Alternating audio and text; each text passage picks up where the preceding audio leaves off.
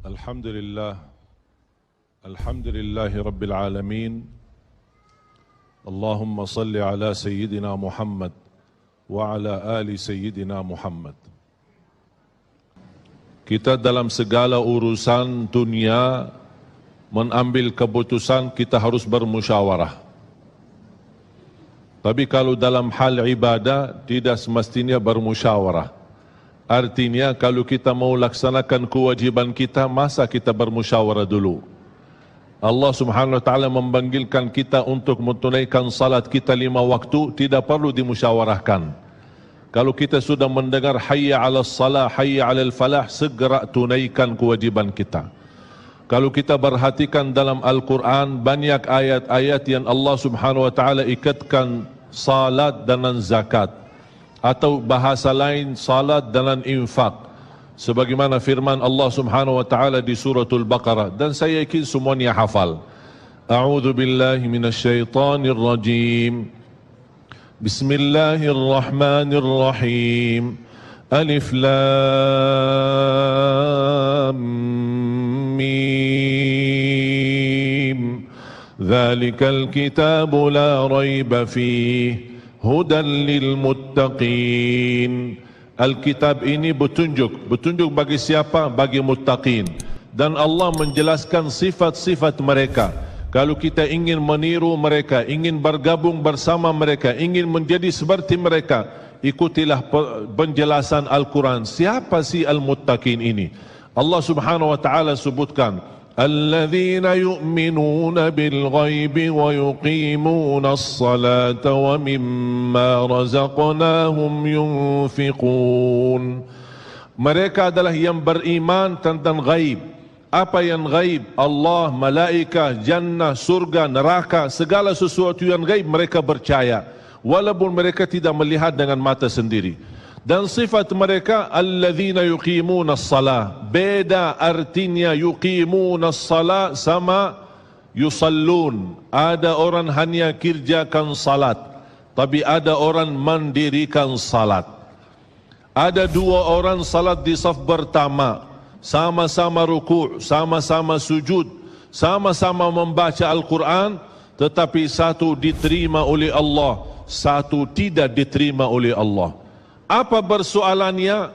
Karena satu menghadap Allah dengan hatinya, dan satu hanya menghadap Allah dengan fisik badannya. Makanya kita melihat orang yang salat dengan hatinya, nikmat salatnya, bisa tenang bacaannya, tenang ruku'nya, tenang sujudnya. Beda sama orang yang buru-buru melaksanakan salat. Saya pernah masuk satu masjid, habis saya tahiyatul masjid duduk. Saya melihat seorang baru masuk dan juga tahiyatul masjid. Saya melihat gerakan salatnya, subhanallah, bukan subhanallah, na'udzubillah. Luar biasa cepat. Saya hanya menangkapi bacaan gerakan salatnya. Saya baca Al-Fatihah. Saya baru selesai waladdallin amin. Dengan saya mencuba bagaimana bandingkan bacaan Al-Fatihah dengan salat beliau, dia sudah sampai ke tahiyat. Padahal baru saya selesai surat Al-Fatihah. Salat apa ini yang kita kerjakan? Banyak orang-orang berlomba-lomba seolah-olah ada juara. Siapa yang paling cepat selesai salat dapat juara 1. Inilah yang terjadi dalam keadaan kita. Makanya kita merasa tidak nikmat salat kita. Yang kita hanya kejar seminar khusyuk dalam salat, latihan khusyuk dalam salat. Sebenarnya Bapak Ibu biar faham, tidak ada perintah dalam Al-Quran memerintahkan salat yang khusyuk. Tidak ada perintah dari Rasul salat yang khusyuk. Salat khusyuk itu apa? Salat yang khusyuk hasil dari salat yang tenang. Allah perintahkan ketenangan dalam salat. Ar-Rasul SAW memerintahkan ketenangan dalam salat. Kalau sifat khusyuk adalah sifat orang mukmin yang melaksanakan salat tumaknina. Qad aflahal mu'minun alladzina hum fi salatihim khashi'un.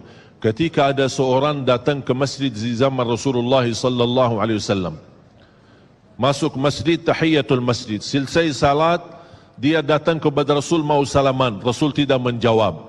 Bahkan Rasul berkata, salli fa innaka lam tusalli salatlah karena kamu belum salat. Dia pergi ke depan, salat lagi, selesai balik lagi bertemu Rasul.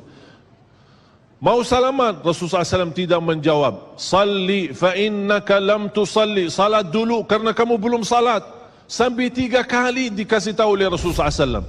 Akhirnya orang berkata, mohon maaf ya Rasulullah, saya tidak tahu selain ini salatku. Gimana?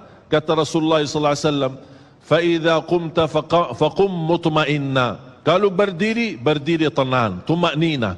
Tumaknina salah satu rukun di dalam salat. Tidak sah salat seorang tanpa Al-Fatihah, betul? Sama, tidak sah salat seorang tanpa tumaknina. Baca tenang, rukuk yang tenang, sujud yang tenang, wallahi akan terasa nikmat.